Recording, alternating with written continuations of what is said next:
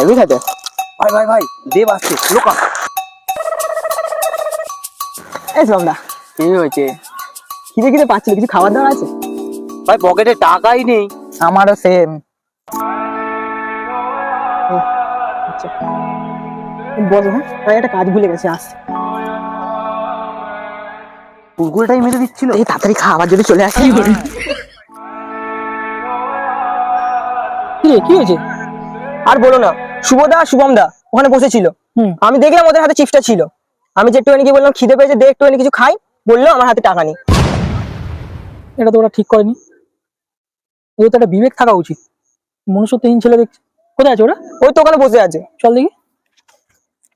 কি হলো, এসো। যা, আমি যাচ্ছি এক্ষুনি, যা।